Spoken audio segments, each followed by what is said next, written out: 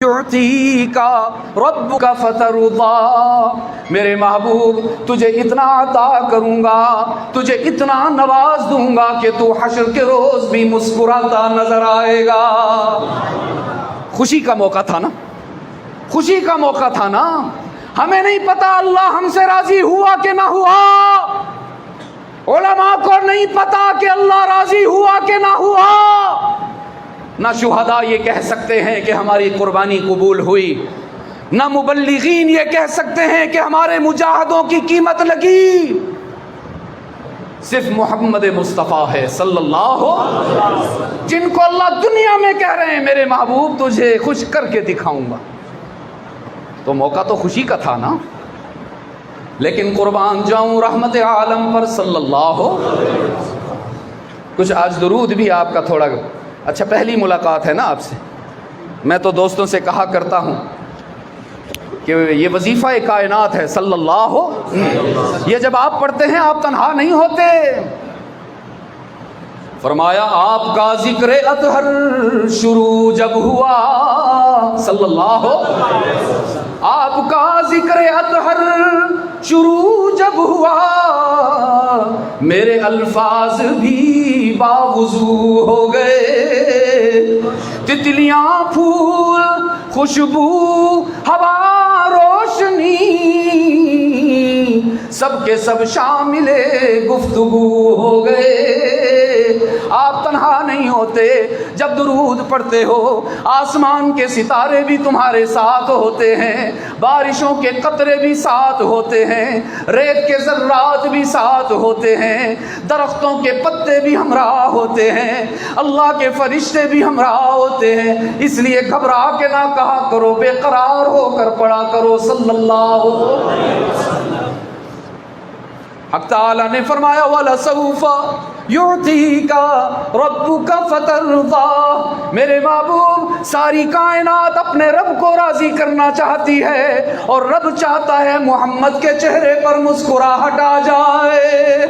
خوشی کا موقع تھا نا حضرت والو، ہونا تو یہ چاہیے تھا اس روز مدینہ میں مٹھائیاں تقسیم ہوتی، ہونا تو یہ چاہیے تھا اس آیت کے نزول کے بعد کھجور تقسیم کی جاتی، لیکن عجیب انداز ہے میرے آقا کا، ان کی آنکھوں میں آنسو آ گئے، جسم پر لرزہ طاری ہو گیا۔ حق تعالیٰ نے فرمایا جاؤ جبرائیل پوچھ کر آؤ ما یبکیک یا رسول اللہ۔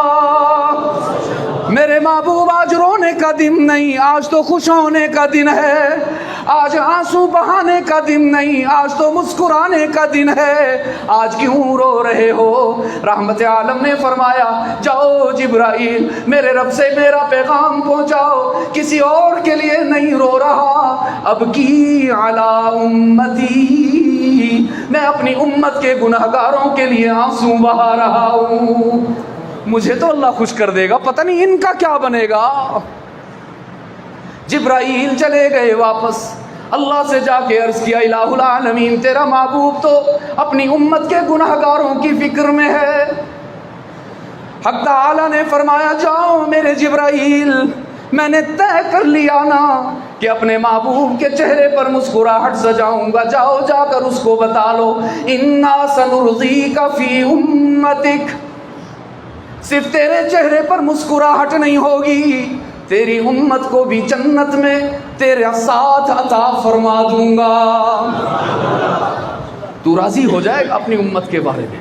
اب بھی بات مکمل ہو گئی تھی، لیکن قربان جاؤں رحمت عالم صلی اللہ علیہ وسلم پر، رحمت عالم نے فرمایا جاؤ جبرائیل میری طرف سے میرے رب کو پیغام پہنچاؤ وَلَنْ أَرْضَىٰ وَأَحَدٌ مِّنْ أُمَّتِي فِي النَّارِ، جب تو نے یہ فیصلہ فرما لیا کہ حشر کے روز محمد کے چہرے پر مسکراہٹ سجائے گا، تو پھر میرا اعلان بھی سن، محمد اس وقت تک نہیں مسکرائے گا جب تک میرا ایک ایک امتی میرے ساتھ جنت میں نہیں جائے گا۔ رحمت عالم نے تمہیں کبھی نہ بھلایا عزیز دوستو، نہ غم کے موقع پر، نہ خوشی کے موقع پر، نہ معراج کے موقع پر، نہ وفات کے موقع پر، نہ ہجرت کے موقع پر، نہ احد کے موقع پر، نہ بدر کے موقع پر، تو پھر تم کیوں بھلاتے ہو کبھی شادیوں میں کبھی جنازوں میں؟ برادری کو خوش کرنے کی فکر میں رہتے ہو، کہیں بھائی ناراض نہ ہو جائیں، کہیں اولاد خفا نہ ہو جائے، کہیں ماں باپ دکھی نہ ہو جائیں۔ غور سے سنو اپنے نبی کا پیغام۔ رحمت عالم نے فرمایا تھا انا سید ولد آدم یوم القیامہ۔ جن بھائیوں پر دنیا میں فخر کرتے ہو، جس اولاد پر دنیا میں تم اتراتے پھرتے ہو، جس قبیلے اور برادری پر ناز کرتے نظر آتے ہو، رب العالمین نے فرمایا یوم یفر المرء من اخیہ وامہ وابیہ وصاحبتہ وبنیہ۔ نہ بھائی تمہارے کام آئیں گے، نہ اولاد تمہارے کام آئے گی، نہ برادری کام آئے گی، نہ والدین کام آئیں گے۔ حشر کے روز دیکھ لینا، جب کوئی کام نہیں آئے گا اس روز بھی محمد تمہارے کام آئے گا۔ حشر کے روز بھی ہمارے آقا سجدے میں چلے جائیں گے۔ اور سنن ابن احمد کی روایت ہے کہ 1 ہفتہ لمبا سجدہ ہوگا ہمارے نبی کا، 1 ہفتہ طویل سجدہ، اور سجدہ بھی ہمارے جیسا نہیں ہے۔ ہم تو تسبیحات بھی گن گن کے سجدے کرتے ہیں، 3 ہو جائیں تو سوچتے ہیں امام نے سر کیوں نہیں اٹھایا، پتہ نہیں کیا ہو گیا۔ ہائے ہائے، اور یہ 3 جو ہے نا یہ منیمم ہے، میکسیمم نہیں ہے۔ ساری زندگی گزر جاتی ہے ہمارے سجدوں میں، بس وہ 3 دفعہ ہی سبحان ربی الاعلیٰ چلتا ہے۔ آج کم از کم اتنا تو کر لو، میرے ساتھ وعدہ کر لو کہ آج کے بعد 3 سے 5 کرنے کی کوشش کریں گے انشاءاللہ۔ کچھ تو سجدوں کو بڑھاؤ، کچھ تو رکوع کو بڑھاؤ۔ جب تک امام سجدے سے سر نہ اٹھائے شمار کیے بغیر پڑھتے رہو۔ وہ محبتوں میں بھی کوئی شماریات ہوتی ہے کیا؟ وہ تمہیں گن گن کے دیتا ہے جو تم اسے گن گن کے یاد کرو؟ یہ منیمم ہے 3، میکسیمم کی کوئی لمٹ نہیں ہے۔ ہم نے اپنے استادوں کو دیکھا 21 دفعہ تو ہم نے گنا ہمارے استاد سجدے میں ہوتے تھے۔ طویل سجدہ فرمائیں گے ہمارے نبی، اور ہمارے جیسا سجدہ نہیں ہوگا۔ وہ تو اس امام کا سجدہ تھا، وہ اس امام کا سجدہ ہوگا جو صرف عام انسانوں کا امام نہیں، جو 1.25 لاکھ نبیوں اور رسولوں کا امام ہے۔ طویل سجدہ فرمائیں گے، آنسوؤں کی برسات میں جسم لرزہ برندام ہوگا۔ حق تعالیٰ فرمائیں گے ارفع رأسک یا حبیبی یا محمد صلی اللہ علیہ وسلم، میرے محبوب آج سجدوں کا دن نہیں، آج تو انعام کا دن ہے، آج تواضع کا دن نہیں، آج تو تحائف کا دن ہے۔ روتے کیوں ہو؟ سجدے سے سر اٹھاؤ نا اور اپنی مراد پیش کرو۔ رحمت عالم عرض کریں گے الہ العالمین، رحمت عالم عرض کریں گے الہ العالمین، اپنے لیے نہیں رو رہا، اپنی اولاد کے لیے نہیں رو رہا، اپنے اصحاب کے لیے نہیں رو رہا، مجھے تو فکر ہے اپنی امت کے گناہ گاروں کی، کہیں ایسا نہ ہو میرا کوئی امتی ہو اور اس کے گناہوں کی بدولت اس کی جہنم کا فیصلہ ہو جائے۔ میں چاہتا ہوں میری ساری امت جہنم سے بچ کر جنت میں ساتھ چلی جائے۔ یہ رحمتیں ہمارے اوپر ہمارے نبی کی وجہ سے ہو رہی ہیں، میں یہ عرض کر رہا ہوں۔ رب العالمین نے فرمایا لا یغفر ان یشرک بہ، باوجود رب العالمین ہوں، ارحم الراحمین ہوں، غافر الذنب ہوں، قابل التوب ہوں، حنان بھی ہوں، منان بھی، رحیم بھی ہوں، رحمان بھی، غفور بھی ہوں، غفار بھی، لیکن اعلان سن لیجئے ان اللہ لا یغفر ان یشرک بہ ویغفر ما دون ذلک لمن یشاء۔ بڑے سے بڑا گناہ لے کر آؤ، معافی مل جائے گی، لیکن اگر میری ذات میں، میری صفات میں، میری طاقت میں، میری قدرت میں، میری مخلوقات میں سے کسی کو بھی شریک کر کے آئے، جنت تم پر حرام ہو جائے گی۔ یہ ہے اللہ کا پہلا حکم۔ فرمایا قضا ربک اللہ تعبدوا الا ایاہ. اب تم بتاؤ نا حضرت والو، ہم سب کا معبود کون ہے؟ ہم سب کا مسجود کون ہے؟ علام الغیوب کون ہے؟ کارساز و دستگیر و حاجت روا کون ہے؟